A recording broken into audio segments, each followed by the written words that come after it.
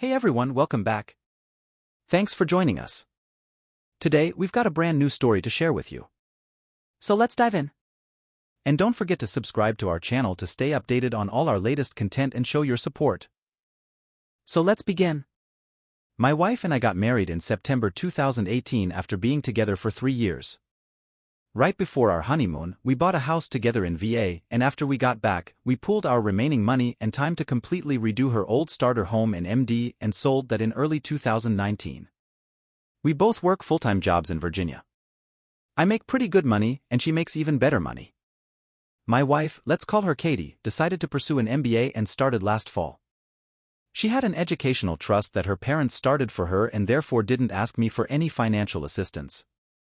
However, because I saw how time-consuming the MBA was on top of her already large professional workload, I took it upon myself to take care of everything related to our still relatively new home, including dealing with contractors, managing all our bills, maintaining the house, taking care of our dog, purchasing and assembling furniture, yard work, cooking, cleaning, laundry, and hosting and entertaining her family that insisted on coming over at least 2 weekends every month. Lately, Katie has been unhappy with our relationship, complaining that I wasn't spending enough quality time with her and not making her feel wanted. I tried to argue several times that between her work and studies and my work and home responsibilities, there simply wasn't very much time to spend together in general. We would frequently not even get to eat dinner until 9 o'clock or 10 o'clock at night, and I would either need to bring her a meal to her home office or we would quickly eat together, and she would return to schoolwork to study or percolate in group projects or sessions. She would argue back that the things I was doing around the house were simply my responsibility as a husband, and that while she appreciated it, it didn't count towards me trying to maintain or build our relationship. We'd also been arguing a lot about other things, and combined with the lack of free time, we would be intimate maybe once a month.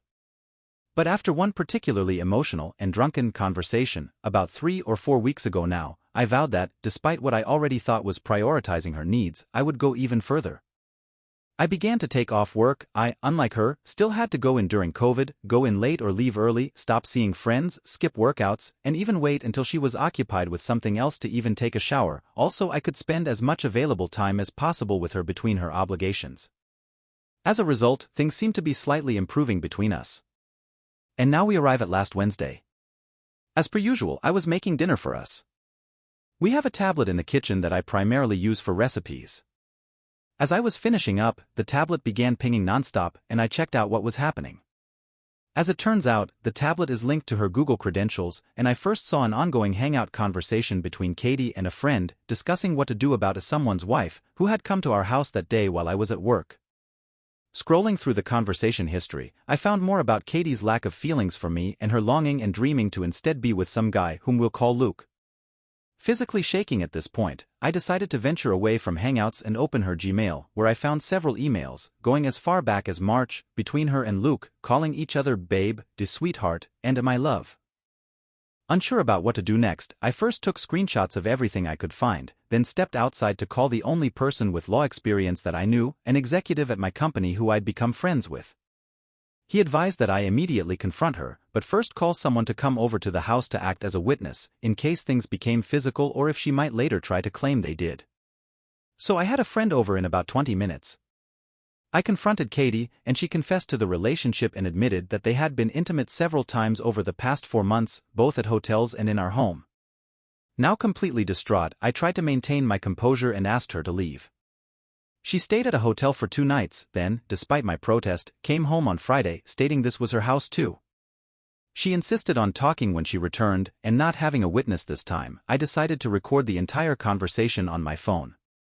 She tried to reiterate that she had been unhappy, but despite that, she had been reaching out to her friends and mother about suggestions and resources she could use to help our relationship, even though I had suggested counseling in the past, but she refused. She tried to tell me that she made a mistake, that she had already broken it off with Luke a week ago, that I was the only person she wanted to spend her life with, and the only reason she hadn't told me about it was because her friends had advised her not to. She also said that if we truly love each other, that divorce was a mistake and that we should be able to get through anything. I replied that love is worthless without trust and then said that if she insists on staying here, please stay in the guest room. Obviously, free usage of her home office and the guest bathroom, but please stay out of our bedroom or bathroom unless you tell me first. So now I'm here. I sit in my house alone with just my dog. Her and her aunt, uncle, and cousins are currently at our neighbor's house for a barbecue. They don't know about what she did. I can't bear to go over there because I don't want to talk to or even look at Katie, much less pretend in front of a bunch of people that nothing happened. 90% of me wants to get a divorce, but despite her feelings, I was very happy with the life we were building. We had even been talking about being pregnant by this time next year.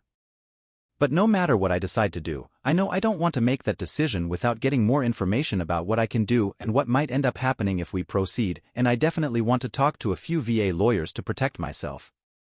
We only have one joint account with less than $20,000 in it, and the only asset we share is our house.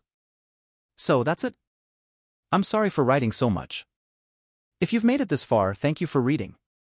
And I would really appreciate any and all insight, suggestions, or advice. I just feel completely destroyed, empty, and alone. Please help me.